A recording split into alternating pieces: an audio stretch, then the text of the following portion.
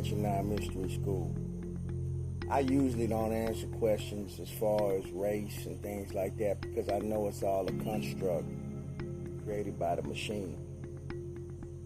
So, I really feel like when I see people crashing out and rioting and shit, all it shows me is that people really don't have an understanding of what's really going on with the way that we're dealing with puppet masters and puppets. I'm going to tell you why. In 2001, I think I was sentenced to, around that time I was sentenced to 4 years in the penitentiary. And if a lot of people don't know, I grew up in Texas, and in the South, there's a lot of Hispanics and blacks, and we grew up in the same neighborhoods. So, it ain't really been something that we had a choice. And as well as me staying in San Antonio, it's the same way. But anyway, we was catching the Bluebird. That's what we call it when they shipping us to prison. And as a matter of fact, I was on there with South Park Mexican Carlos. That's his name. And a few of my brothers, a few of my Hispanic partners. And we was all knowing each other from the jump. We was all tight. Some of the old schools that had already been down there was telling us, man, I know y'all boys from Houston, y'all real tight, man, but, it's other places like Texas and Austin there, Dallas. And the Hispanics don't get down with the blacks like that. They don't merge like we do in Houston. So, I really wasn't understanding at first. I was in my early 20s. And, when I got there, they had Texas Syndicate and Congo Blast and all these different names. So I sit at the table, and then I'm noticing, like, the dorm get quiet and shit. I'm like, man, what's going on? It got quiet. I'm not knowing what's going on. So a couple of the essay brothers come up to me and one of my Spanish partners that I caught the Bluebird with. And he was like, hey, homeboy, I don't know if you know him now, man, but this is T.S. Table. So, of course, I don't know nothing about the system. I don't know nothing about the way they run things at the penitentiary at that time. So I was like, man, basically, man, I'm not finna do a motherfucking thing. I said, what is this, the goddamn 60s and shit? Fuck you mean, this y'all table? So at the end of the day, I had to go line it up with about 5 or 6 of them. We had to go over there to the blue door. So I wasn't expecting nobody to help me because, I know this was my point during time that I was going to have to, represent myself. So, of course, I fought with a lot of them. But the whole thing is, my partner that I was from Houston with, he was Hispanic. He didn't interfere, and I didn't expect him to. Because the old school had already told us on the Bluebird that it was different in the penitentiary. In the essays, or the Hispanics didn't ride with the brothers like that. They don't spread with us. And when I say spread, they don't share their food, none of that. That's like violations for them. And that's cool. I understood that. It wasn't nothing personal with me and my Hispanic partner from Houston. Hispanic partners, because there was a couple of them that caught the chain with us. My whole point was I understood the way the system worked.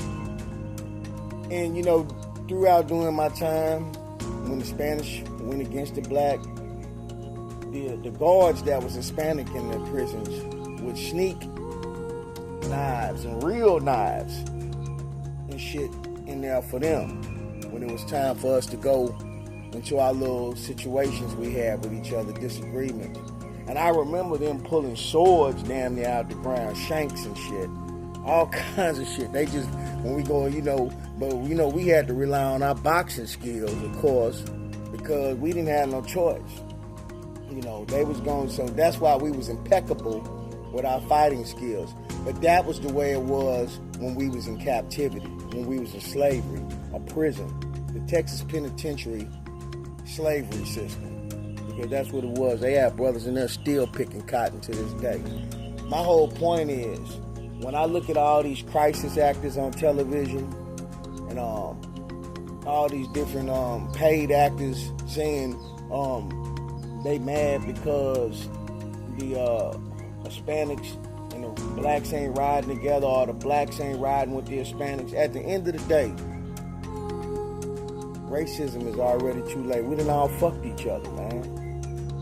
So that same Spanish dude I was telling you about that couldn't really ride with me in the penitentiary, his girlfriend was black.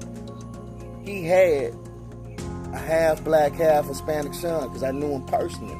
So my point is, it's like this, man.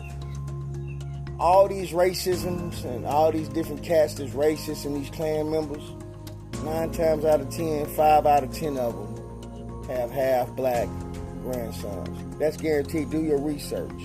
It's already too late. We done already fucked each other. Excuse my German, but we have.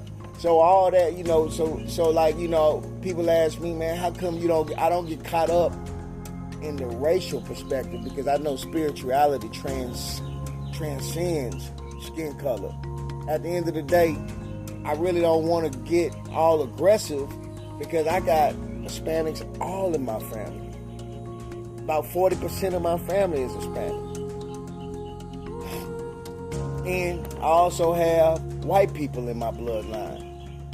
Great-grandfathers and grandfathers. Pure white.